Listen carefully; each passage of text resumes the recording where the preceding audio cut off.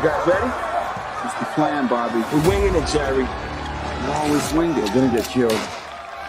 What you mean, we, white boy? You ready? Here we go.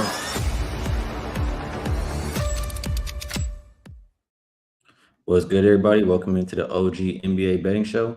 Got my guy Dutchy, got Babano with me, and this absolutely will be the last show of the season. There's no ifs, ands, or buts about it. So, good to be back with y'all fellas one more time. I'll go around the horn. The fly guy up there. What's up, Dutchy? Skee. For the last motherfucking time. The NBA is a hell of a drug.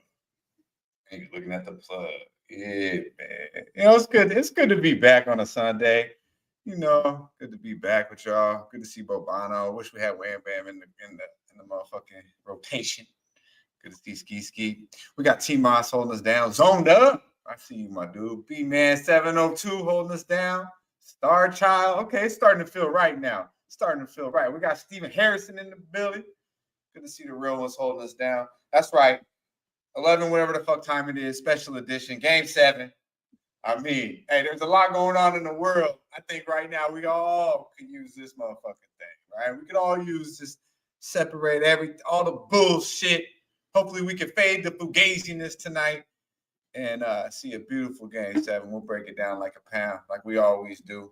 And I'm eager to hear where my fellows are at, to be quite honest with as well. You know, so the chat as well. So let's run up the chat. Let me know what we doing. What's the best bets? Where we at here in Game 7? Game 6 was a clear motherfucking ass whooping. All right, so we can stand on that right here because none of us really thought we'd be back. And outside of Wham Bam, shout out to Wham Bam, who I believe went 3-0 with plus money on 2 of them motherfuckers too. So he's not here, but you know he carried the show last episode. So yeah, man, just good to be back with y'all and eager to talk about Game motherfucking 7. We haven't had one in a minute, man. Yeah, Warriors Cavs. I think 2015. They said that's the last time we saw Game 7. So definitely yeah, man, been a while. We should have a good one here tonight. Shit, man. Oh no, I remember where I was at. I was pissed. I was pissed off. What's up, Babano? How you doing today? Well, I'm I don't know. It's been weird because I've obviously been waiting on cashing this Thunder to win the championship, the big futures from the offseason. And you know, yet as this series has gone on, I've seen more concerns from the Thunder. And Game 6 wasn't even about playing bad. It's about not giving a fuck. That's what I saw from the Thunder in Game 6. The team that was facing elimination, backs against the wall, they showed up. They competed. They won the hustle points. They got all the loose balls. They got all the rebounds. They played tenacious in-your-face defense. Meanwhile, Oklahoma City's given up easy layups and wide-open threes and easy dunks like Siakam had. Spicy P, a little extra spicy in Game 6 in that big Pacers victory. That's what it boils down to. It was one team that showed up, the other didn't. If the Thunder show up tonight, they're champions. If they don't, and the Pacers start making threes again and frustrate Shea a little bit, get the ball out of his hands, then the Pacers are very live tonight. So it's really going to come down to that. The home court's strong. What's the record? They're 18-2 off a loss this season, playoffs and regular season combined. So the Thunder have been good in these spots, but the Thunder have not been good in one spot. Pressure spots. At times, they've been a little susceptible in these spots. So we'll break it all down, and we'll see if we can make sense of this game tonight. But either way, it's must-watch television. It will definitely be a good one tonight. And neither one of these teams have won an NBA championship, right? So it'll be some history no matter who wins, I'm pretty sure. All right, let's get to it. And damn, I'm slipping today. I didn't even do the banner, but it's all good. We'll go Thunder and Pacers. This one opened up minus, is it 8.5 here?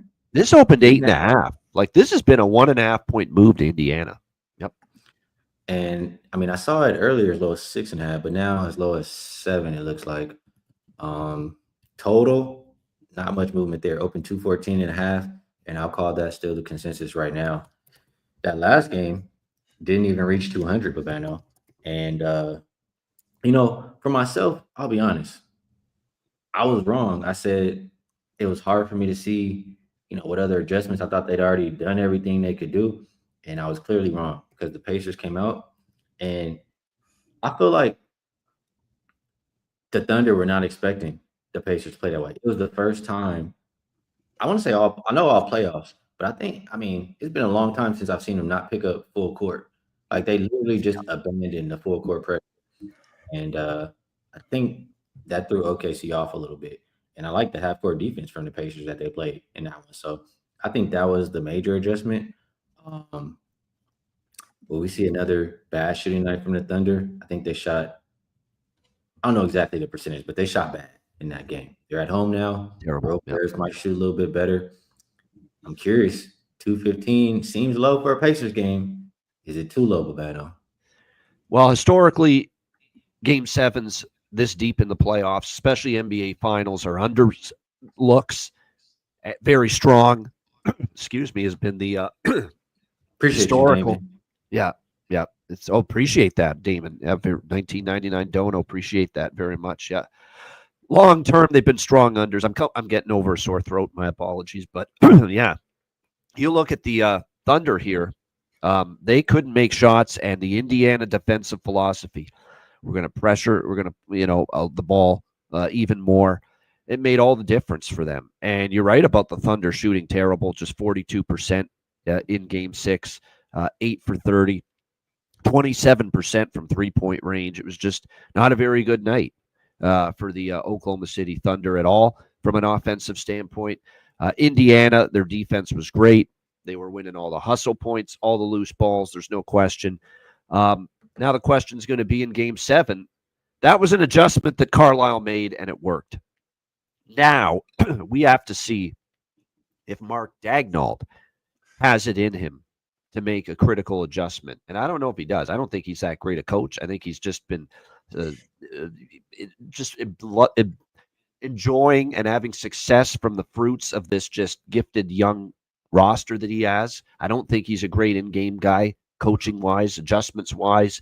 He's going to have to make some now because there's an element to this where maybe Indiana's figured some shit out the way they defended the Thunder in Game 6, and it worked. You know damn well he's going to go right back to it, that defensive philosophy here in Game 7, after it worked in Game 6. It's up to the Thunder now to adjust. It's up to their coach, Daigneault, to make an adjustment.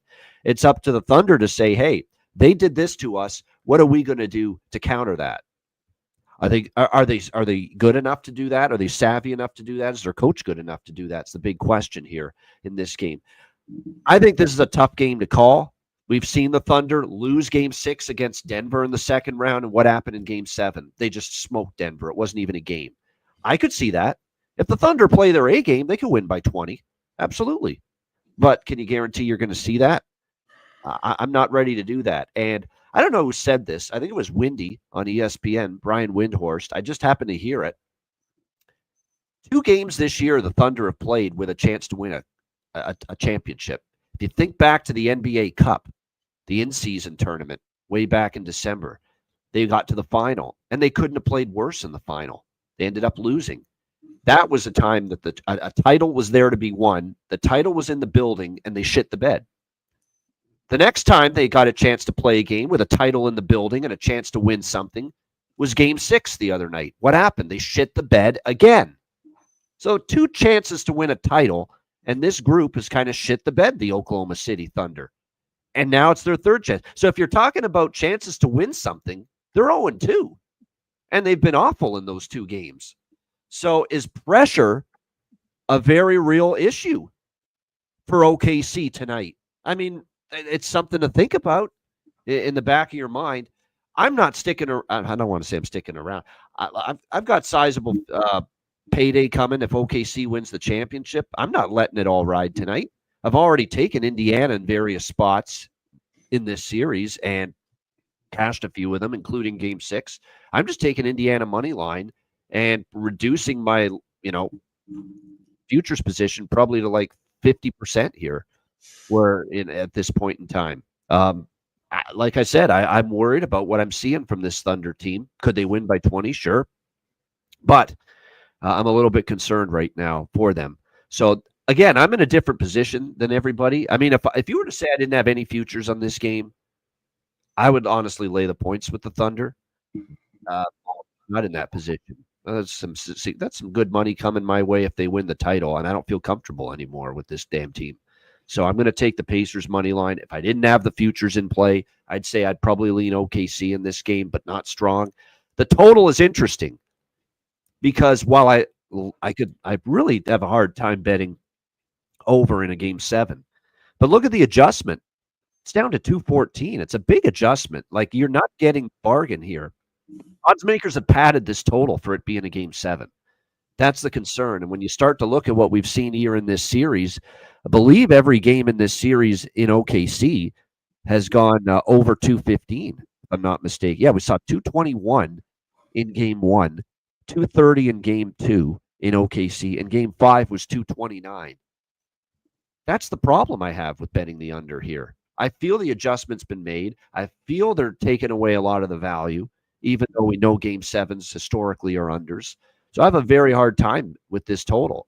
What I would do is maybe think it starts fast and maybe slows down second half. That's kind of been the trend in this series. So maybe a first half over and a live under could be a possibility. I think that is something that you could see. So, like I said, in a game where I'm just, I don't need to bet OKC, and there's no way I am. I've already got the futures in play. I'm just taking Indiana money line because I'm a little bit concerned about what I'm seeing from this team. If I didn't have the futures, I'd lean OKC money line. I lean under here, but I think the better look, if you like the overs, first half over, because I do think it could start off, and even first quarter over. I've seen some game 7s where they're scoring in the first quarter, and then it really slows down after that. So I'm more on the side of first quarter, first half over, and full game under is kind of the way I see the flow going here in game 7. I think if you do like the over, I agree. You should do it early. I mean, I heard one of these coaches say, I think it was Dagnall, like, we've seen each other so many times. Like, the more you see each other, it's just it's harder to score. Like, you guys are used to what each other's doing. The defense becomes tougher to score on. I mean, we've seen 4 NBA Finals game 7s, I believe, in the database at least, and none of them have cleared 200. Granted, NBA has changed. Granted, these teams play a different style. But game 6, we just saw 199. It's very, very possible for this one to stay under 215. Shout out to Damon again with the 1999 dono. Says, this one's for Dusty hitting that plane. I'm going to pass it to him on that note. But we appreciate you with the 2 donos and Chill Will with the $20 dono. Appreciate very kind. Very great. Appreciate that. Our final show, and people are showing the love. We appreciate it. Yeah, man. Yeah, big shout out to our guy Damon dropping the 40 piece. I got the this is some new shit. I got the Pablo Revenge in this plane right here. As I never even had it. It's pretty good though. It's the Pablo Revenge. Coming, it's testing lovely too. So that's for you, my man Damon. Much love. A lot of real ones in the chat. Chill Will, I see you, my dude. Says when he comes to Vegas, you're gonna look us up for the Ranger Charger game. I don't really like to meet too many people. I don't like to lie and sit here in front and tell you I do. But Chill Will, I'm gonna fuck with you, my man. Skee me any goddamn buddy. But Chill Will, when we vibe out, most definitely when you come to Vegas, we're gonna vibe the fuck out. Believe that. DJ Big Boss, what up, though? Hey, my guy, the Donna Who Banging Sports. How are you, my friend? Good to see DJ Big Boss. It's been too long. Cali's finest. It's been way too motherfucking long. I start dropping strains, Pablo Revenge. All of a sudden, we see our boy DJ Big Boss in the building. Speaking, fresh off a birthday too. Happy birthday, big man! Shout out to happy birthday, bro. I'm gonna reach out to you because I'm gonna be in Newport Beach for 4th of July weekend, my man. I definitely gonna look you up. I was gonna send you a text here real briefly, but much love to DJ Big Boss, the wifey, and the entire Hoop Banging Sports fam. Leonard Morales, I see you, my dude. Dabby Cass, speaking of strains, my man, good to see you in the building. Hold us down. Check us out tomorrow, Medicate Mondays, not 12 p.m. Eastern time, 9 a.m. out here on the fresh side, and we're going to be live. And was it Leonard Morales who said it? Skee? Was it Leonard Morales? This one's for you. This one's for you. Back with this motherfucker. Yeah. Oh shit! Hell Oh no! no! Back with the. Is back for your health. How about that? It wasn't. that- It wasn't. Hey, he wanted to hear the jingle one last time, so you know. Backwood, the NBA Finals, Game 7. Wow, that takes let's guts. Hey, One this more time, Pablo one more time, Revenge too. after saying like, "Fuck it, I don't even give a fuck no more." I want to talk about something else. No, I'm playing. Hey, give Kyle his flowers, man. Hey, we're gonna pop that one last time too, because it's been so long since I heard it. I was like, damn. Is back for your health. I almost forgot about the great. backwood. Yeah. We said the jingle. I was like, man, please remember that because It's funny, I gave a shout out and forgot about the that. dude in that video reminds me of DJ Big Boss, speaking of the devil. Yeah. Yeah, there we go. Let's get Kyle up there, Appreciate man. you, Kyle. Yeah, much love. Greatest show. Thanks, guys. Yeah, man. Much love to Kyle. Kyle, it's only right. You know, we need Wham Bam in this bitch. But yeah, man. AOD, I see you too, my dog. I see you. This is a beautiful thing, man. It's Game 7. I mean, appreciate it. You know, it's been 10 motherfucking years. Shout out to the Indiana Pacers and Rick Carlisle for even getting us to this point. And you know, I'm gonna keep it real. I was in my feelings. Last time we were here, I said, okay, we was gonna send these boys. OKC was gonna send these boys home. And you know damn well, if you follow me on this show, if you follow me on the sesh, up in Indiana. You know, I've been having these motherfucking yellow and blue lighters all motherfucking for like damn near 2 weeks. Tell me how I didn't lose them. You know what I mean? It's a sign to me. And I just told you, man, Rick Carlisle is gonna get it done. And I was so salty about Game 4. I thought I was going to go 3-0. I ended up 0-3, and I carried that shit over. I stayed off Game 5, and I thought Game 6 was it for it. But to me, the writing has been on the wall since the beginning. Indiana, I got the 7.5. I think the 7's still out there. I vouched for that. I put plus a little bit on the plus 240. I think it's a little over 200 now. The money line's going down just like it did in Game 6. You know, sprinkle that. But I think Rick Carlisle gets it done tonight. I really do. And I think Babano's right. I would not be shocked if OKC wins this game by 15 points. I could see that happening. But what I think is going to happen is Indiana's going to show the fuck up. They're going to play competitive basketball for 4 quarters. And if I had to call this game and just say this is how it's going to be, I think OKC has a comfortable lead after the first quarter and a decent lead at halftime. And I think Indiana Pacers make the adjustments. Rick Carlisle and that crew will make the adjustments at halftime. And these boys are young on the other side. This Thunder got a lot more basketball to play together and in the NBA Finals. It just ain't going to be this year. But they're gonna go home, I think, on their own court, upset. They're gonna freeze. They ain't got nobody that's been there, and we seen it in Game 6. They gave up, and now Shea coming off 8 turnovers. I think Shea can still get his, but we're talking on some young cats now that got to show up in the fucking biggest moment of their entire lives. And on the other side, you got Rick Carlisle, who's been here, done that, has to beat the fucking Miami Heat with I don't want to hear, oh, it was the first year. LeBron James, Dwayne Wade, and Chris Bosh, when Chris Bosh was that dude, beat him with fucking Dirk Nowitzki, Jason Terry, Josh Howard. The fuck out of here. Rick Carlisle is going to find a way. This game will be competitive, so the bigger bet is on the points. Plus, the touchdown is still good money. Hopefully, you got in a little earlier, but the touchdown is still very good in my opinion. But sprinkle that money line, man. I think for 4 quarters, Indiana will put it on these boys, and they're going to make OKC beat them from 3, which they've proven that they cannot fucking shoot a 3-pointer for their fucking lives. And at the end of the day, Spicy P, the Thunder Taker, he gonna find a motherfucking way. Scooby motherfucking do 1 wheel or 2. Please show the fuck up and give me 15, 8, maybe 6. You know, TJ gonna continue to do what he does, and that's outwork every motherfucker on the court. Naismith, Nimhart, come on, man. They got guys. Benedict, show the fuck up. We need the Canadian. I'm sorry. I need the Canadian tonight, Babano. All right? No Thunder buddy, man. It's Pacers, man. It's good money. Take the 7, take the touchdown, and be comfortable. And if you want to get a little greedy, sprinkle that motherfucker like E40. Sprinkle me, man. You know which Canadian is stealing some of the spotlight in this series? and it's not from SGA, and that's Andrew Nemhard. Yeah, a little The bit. offense that he brought in Game 6 and the way he's defended in this series as well, I'm impressed, man, with what we're seeing out of him. The Gonzaga product, Andrew Nemhard, making a case that, hey, it's not just one great Canadian baller in this series. It's another one. Man, it's the last one, huh? I'll tell you who I want to win. I don't know who's gonna win, but I definitely would prefer the Pacers to walk away with the W in here. I'm not gonna lie to you.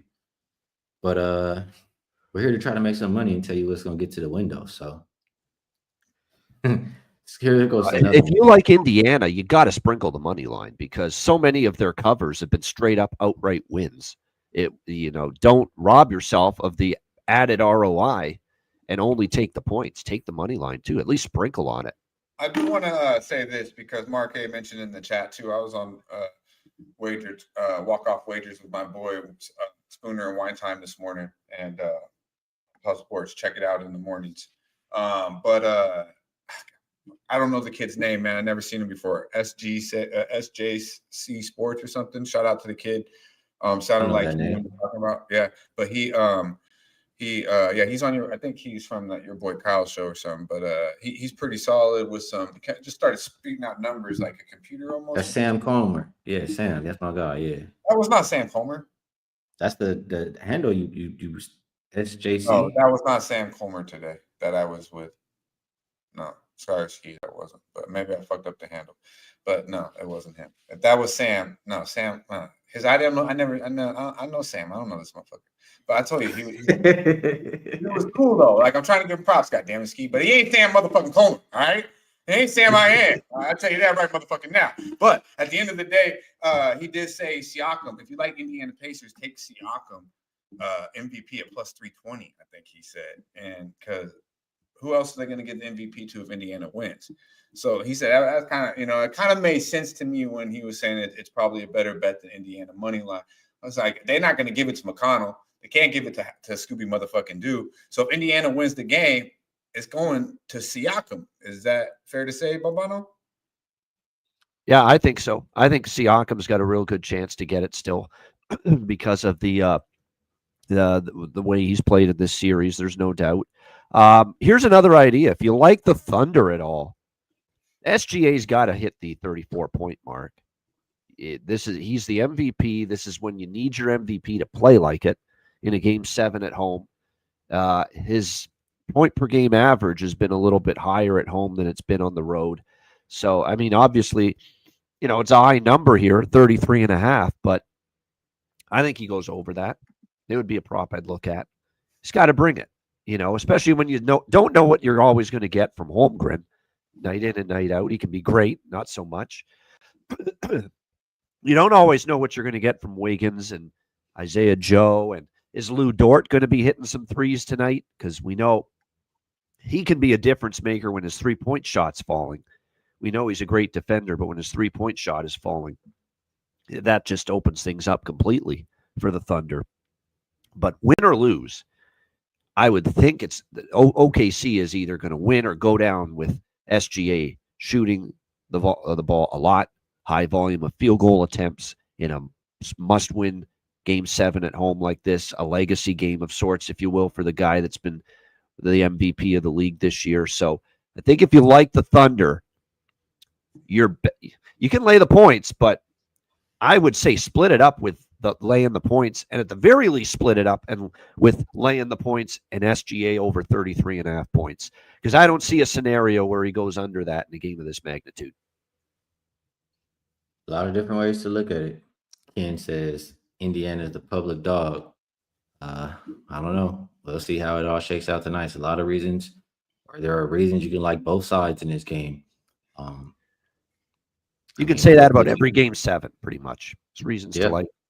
Either. That's why it's a Game 7 in the NBA Finals. So we'll move it over. It's about time for best bets. And Babano, no Wham Bam here today. That's right. You are first up. Let the people know how to get paid today. Let's do that. I've talked myself into that.